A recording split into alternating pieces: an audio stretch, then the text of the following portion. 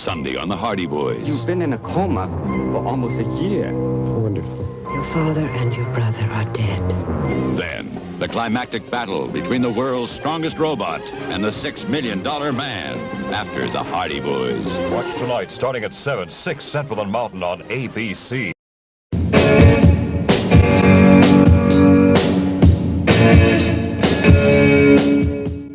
Hello, everybody, and welcome to Plaidstallions Toy Ventures. I am your host, Brian, and today we have a special episode for a number of reasons. The first being that we're going to revisit the Kenner $6 Million Man line, and that's one of my favorites from the 1970s.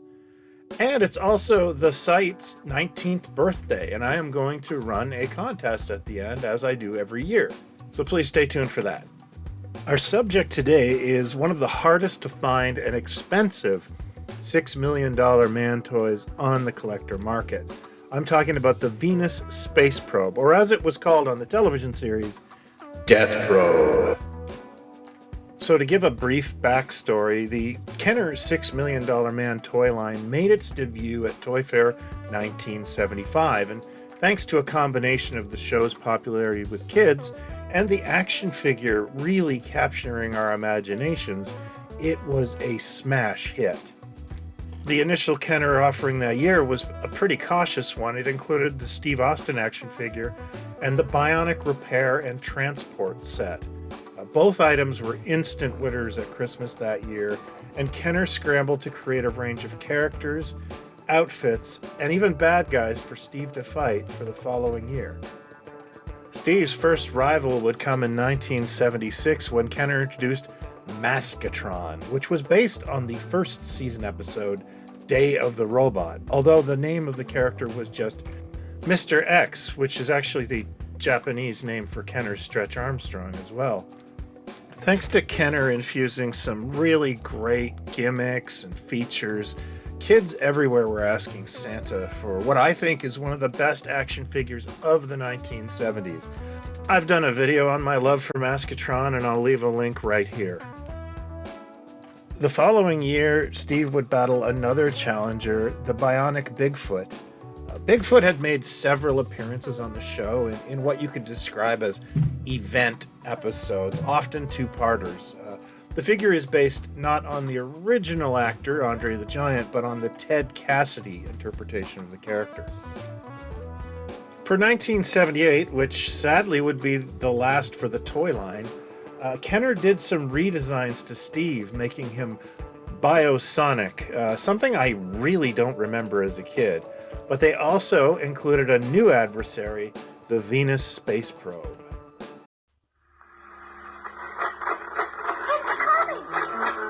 Space probe, new from Kenner. It's firing a missile! The $6 million man can stop it with his biosonic arm. Down the crack. Not yet. That's the detonator, see? Now it's a fire. That'll stop it. Not for long.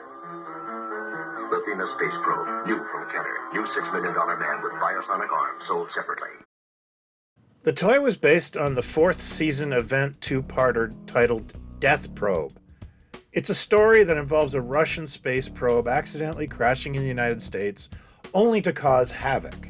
The probe, constructed of an unknown alloy, made it almost indestructible and presented an actual threat to Steve Austin. I want to take a moment and just point out how cool 6-year-old me thought the Death Probe was. I remember they were rerunning it in the summer, but my parents had this strict no TV in the summer rule, and my friend's sister had the TV at his house, so we actually watched it through a neighbor's window. That's how much I wanted to see Death Probe. The Death Probe episode proved to be a ratings winner, and hey, it was probably an expensive prop, so you better believe it returned for the fifth and final season in 1978, in the imaginatively titled The Return of Death Probe. The second version of Death Probe would be a bit of a redesign from the first version. It would add a dome on the top and some pretty menacing looking weapons. And in my opinion, or in my little kid mind, he kind of looked like a Dalek now, which made him even cooler. The toy, however, is based on its season 4 appearance. in all things but color, where it actually resembles the second version.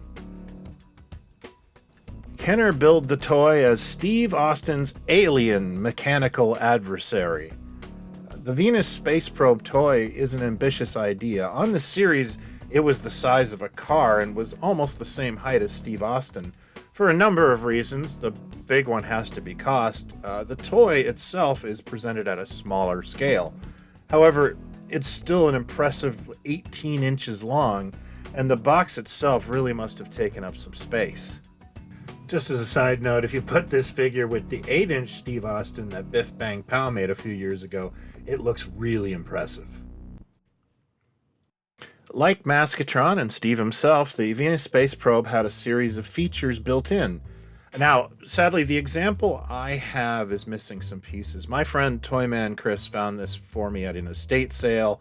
I never personally expected to own one. They're just priced out of my range and they're big, but I got a good deal and hopefully I can find some of the pieces I'm missing. If you know of any, please reach out. So let's look at the features.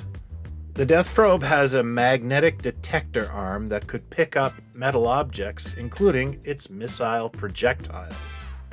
The missiles are for the missile launcher. There's a large button on the top that helps the Death Probe defend itself against Colonel Austin.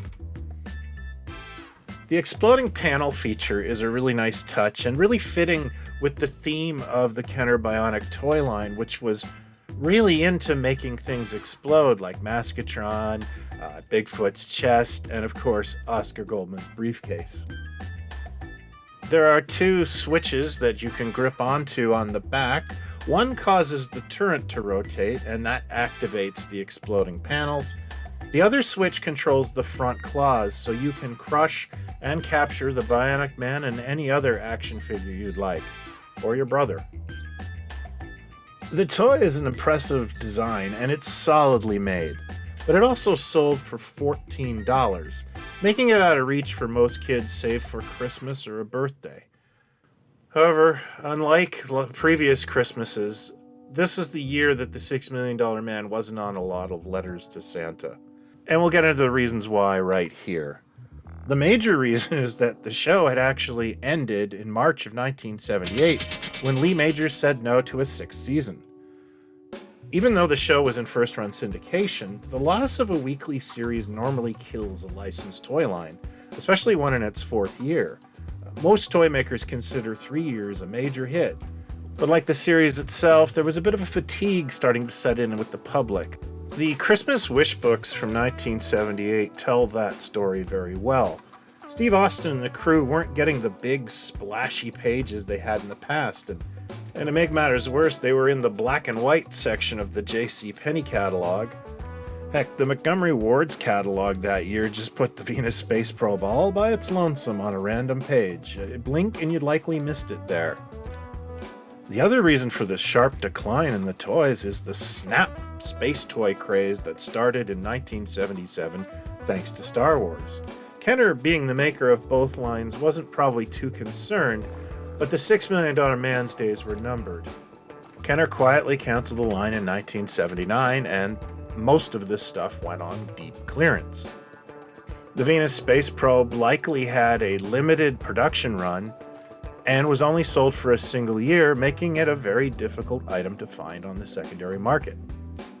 Over the years, I've spoken to many collectors who basically say they don't really care if they have this in their collection. It's too expensive, and they tend to focus on the $6 Million Man toys they had as a kid. Of course, there's always going to be completists, but I have noticed that sentiment floating around.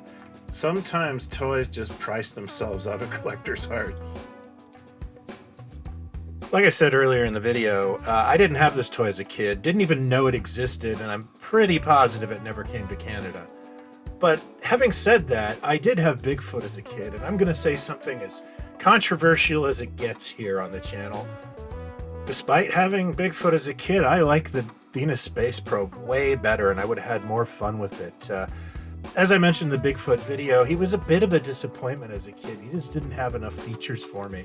This, on the other hand, would have made its way into almost all of my toy lines. Star Wars, Mego Superheroes, Star Trek. It's just a really fun toy, and I would have driven my parents totally crazy with that clicking sound. Oh my god. Also, putting these two toys together makes you wonder if they would have done like a Bigfoot Death Probe team up in season 6. That would have been really cool.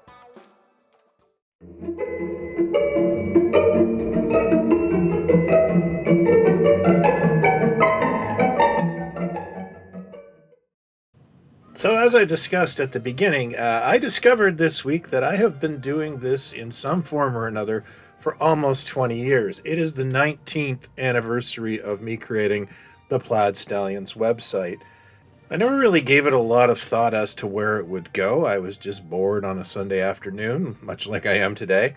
I really couldn't imagine the doors that this would open or the places that this took me. I mean, some of those places weren't great, but for the most part, it was fantastic. And the biggest draw of doing this is all the kind and like-minded people I've met over the years. I've made some really good friends through this. And that's why on Plaidstallions' birthday, I give the gifts, not you. So we're going to do a contest. Please listen to the instructions carefully, as there's a reason for them. I am going to ask a simple question, and that is, who is your favorite Bionic character? No wrong answer. One answer per person. Please submit them on the Plaidstallions site. I do this for a reason. I usually do it here on YouTube, but I find it impossible to contact the winners after the contest is done. It is just much easier to do it on the blog. The grand prize winner will get a box of items from the Plaidstallions shop, including a set of Lincoln Monsters action figures, the official Tura Satana action figure, and of course our books and magazine publications. There will be 9 runners-up who will receive a Plaidstallions pack that includes a set of Polyester Pals minifigures, based on our mascots, and your choice of a collector pin from the Plaidstallions shop. Again, 1 entry per person on the site, and I will be drawing the names next Friday night. So after 19 years, I just want to thank you for encouraging this nonsense in any way you have, be it by commenting, sharing, liking, or just reaching out and saying, hey, that was fun. I really appreciate it, and I really look forward to another year of doing this. That's all for now. Be well. Talk